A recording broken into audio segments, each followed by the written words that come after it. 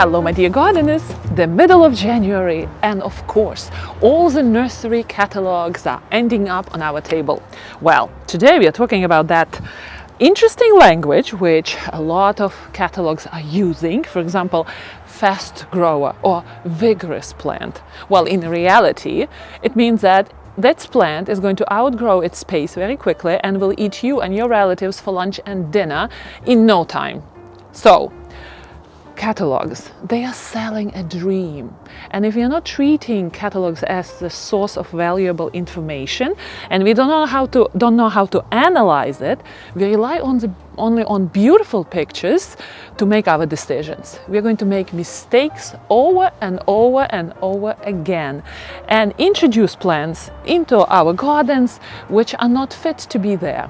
So let's look at David Austin 27th USA edition, very pretty, and talk about this special language, and we'll see all the pretty pictures here.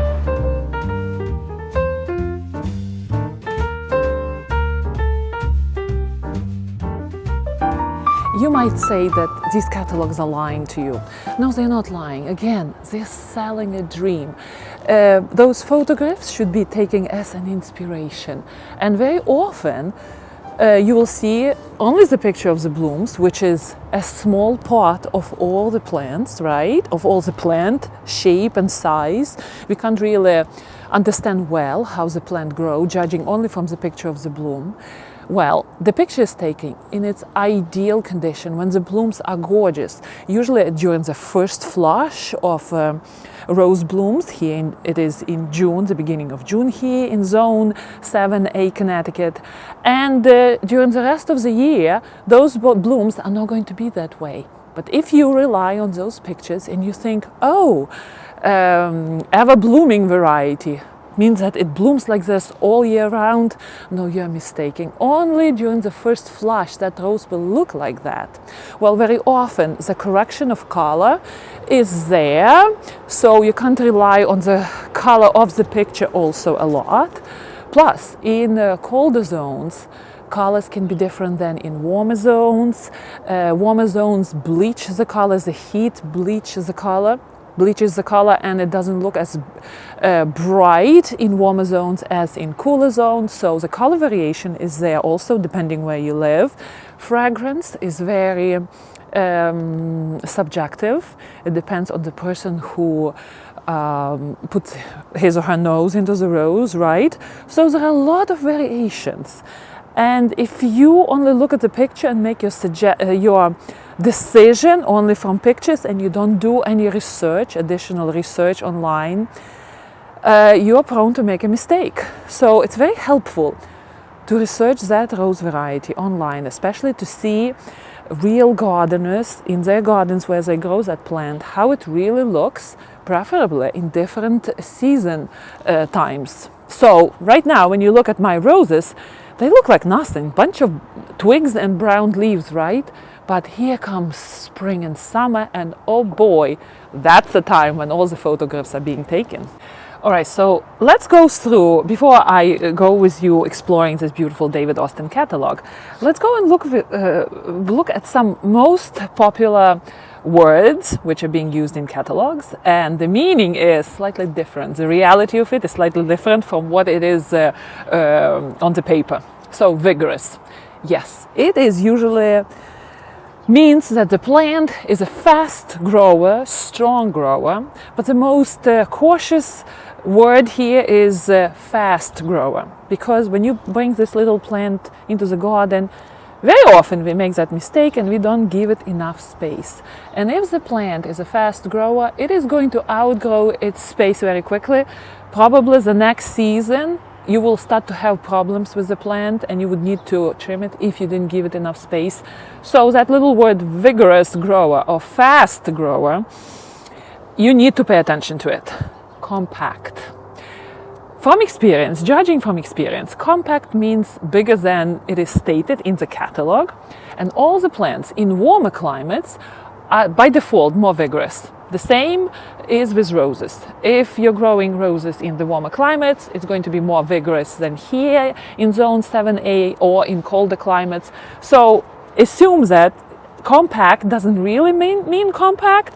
It means that it's going to be bigger than it is stated in the catalog. Excellent disease resistance. According to what? There are so many disease variants. For example, black spot. There are different types of black spots, and different roses are sensitive to different types of black spots. So I saw research being done. 2 roses planted together. One is totally taken down by that black spot variant, and another was immune to it. So excellent disease resistance means a lot of things. Maybe it's very good here in Connecticut, but where we have humid conditions, and rose is equipped to deal with that. Well, not many roses are equipped to deal with that. And then we have California, where it's dry, parts of California, right? So excellent disease resistance also depends where you live. Upright habit. Well, some roses have this very columnar habit, and you have to trim them very severely. So upright habit means you need to do a lot of trimming, otherwise you will have this big columnar growth taller than you, and it will look eventually very wild and not pretty. Arching habit. Oh, I love this one. Beautiful arching habit. It means, especially roses, when they are beautiful arching habit, they have these floppy stems, and very often they need support or trimming. And if the rose has arching habit, it means that the flower is going to look down, not at you or facing you, but looking down. My Olivia rose has a slight habit like that, and I'm not necessarily liking it in the garden. I want that rose, that bloom, to kiss me in the morning with its beautiful fragrance and face. I'm not looking down. So if it says arching habit, be ready that you might need even go as far as support those floppy stems. Excellent cut flower. Yes, you can see it in hybrid teas a lot. It means that you can cut that long beautiful stem, but then the plant itself is not really pretty to look at. So the shape of the plant is not well formed. The plant sends these long stalks, which you can cut for a vase, yes, but you will have, and some rosarians are very fine with that because they need roses for vases, right? But they don't really look at rose stalk where they're growing all the plants at something which needs to be pretty. So just have that in mind. Classic beauty. Well, a lot of older varieties are kind of quirky. They have their funny little features. And if you see this classic beauty, it's like the beauty of the female beauty of 1920s or whatever was popular in old age in our households. The same with plants. Not necessarily you will see it as beautiful. Easy care, low maintenance. I love this one. And I see it a lot among beginner gardeners who are not ready to spend time in the garden, so they think, oh, easy care, I can plant it and forget it. Well, you can't, because there are plants which will take care after themselves in the garden. In wild, yes, but then you will have wild nature. Well, some people like wild gardens, very close to natural gardens, but roses are not that way. So easy care, yes, you will have less maintenance to do, but you still will need to take care after that rose. All-season interest. All-season interest. It means that the rose has beautiful foliage, nice, well-balanced growth, but it doesn't mean that it's going to be blooming all season. Beginner gardeners think, okay, I see the picture of the bloom. All-season interest means that I will see these blooms all seasons. No, it's not. Very often it's just attractive foliage or attractive growth habit. And then we have the benefit of roses or blooms on other plants. Excellent landscape rose. It means that rose, when you look at it close up, is not very attractive. But when you look at it in mass planting, because rose creates a lot of blooms, individually they're not very beautiful. But when you look at it from far away, the multitude of blooms creates a beautiful picture. And especially if you have a mass planting, then it's a beauty to look from afar. But if you want your rose in the pot near your dinner table, it's not going to be as pretty close up as from far away. And finally, let's go and look at David Austin Rose Catalog. It's very pretty. The company gives 15% off roses if you order them before. I'm saying May 1st. Yes, May 1st. Look at this, Olivia Austin rose. I have it in my garden. It is a very pretty rose. So when you look at it, we have here the introduction of 2026, and in the past David Austin would introduce several varieties, but recently it is just one or two, and this year it is just one rose, and it is Penelope Lively. My husband loves her writings. It's a writer, so the rose is named in honor of Penelope.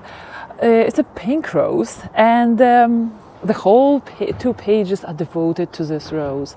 Well, this rose is tested by David Austin, but it's not really tested in the gardens of rosarians. So I like to see how what reviews that new rose gets, and then decide to buy it or not to buy it. But it's up to you. It's a lovely rose, and it's definitely a very good read to do.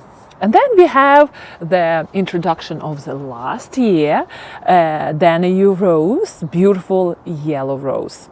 And of course, when you look through these catalogs, you have to understand variations of roses, right? Either it's a climbing rose, it's a shrub rose, it's a rambling rose, so there are different types of roses. It's good and everything is stated in the catalog as well.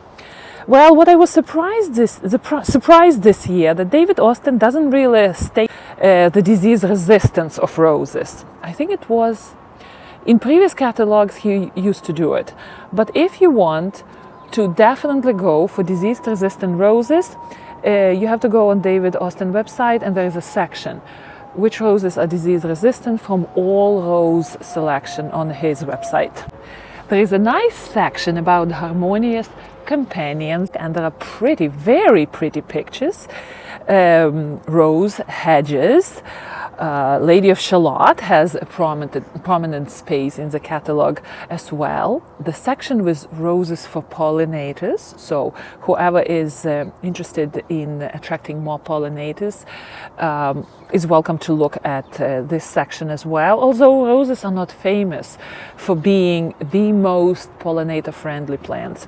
And when the rose shape is very complicated, when there are several centers in the rose, I find it very interesting to look at the bumblebee or the bee when it comes to the rose. Sometimes the bee has difficulties finding the center of the rose. It's fascinating how nature is so interesting in its details, right? More open and more simpler rose varieties are somewhat easier for pollinators to find that center and that source of nectar. So we have roses for pollinators, enchanting cottage garden, plenty of good reads, right? And then we have great heights with climbers, of course, beautiful climbers, perfectly potted roses which are good for pots. It really means that roses have small root system, and they can be happy in the pots for several years. Shade varieties, and very often it means that roses can tolerate some sort of a shade, but they will be so much more happy in the sun. So when you buy something from this section, you don't assume that you have to put your rose into the shade. By default, roses love to bask in the sun, and the more sun the better. But some varieties are more okay with being in some sort of a light shade. I wouldn't, a dappled shade, I would even say. A refined, formal garden. Roses, I would treat this section as an inspiration, because there are some pictures. A welcoming home, also roses good for the front door. Usually these varieties are without prickles. And of course, ramblers. I love ramblers. If we move to a new location, I would introduce a lot of ramblers in the garden because they are kind of wild. Very often they are once blooming, but they take care of themselves. Those two words, easy care, right? Then we have tree roses, very pretty. Then we have section on colors, wonderful. Warm apricots, butter soft yellows, elegant whites, pretty. I like the section with modern garden because roses can fit in those modern situations as well. Well, caring for roses is very important section. I advise beginner rosarians to read it very slowly because those sentences, simple sentences, are packed with information. And really, every sentence makes a lot of meaning. And if you read it fast, you really wouldn't grasp all the information. And at the end, by the way, rose care, this is very valuable information. So I talked about it before. But here you will find rose care. The whole United States is divided in sections, and of course there are exceptions, but David Austin gives you a schedule what to do with your roses according to where you live. I find it very helpful. So how do you get this catalog? You sign up for it and you will receive it in mail. And at the end you have just a reference, those beautiful pictures of the blooms, right? By color, and all the roses are grouped together. Again, this catalog or any other catalogs, they have to be treated as a good reference guide, and if we know how to read them, we won't make mistakes and we will really use them well. Well, my dear gardeners, I hope this video was helpful, and I will save a gardener somewhere there from making mistakes. And if you're not making mistakes, we are able to enjoy our garden so much more, right? Be well. See you later.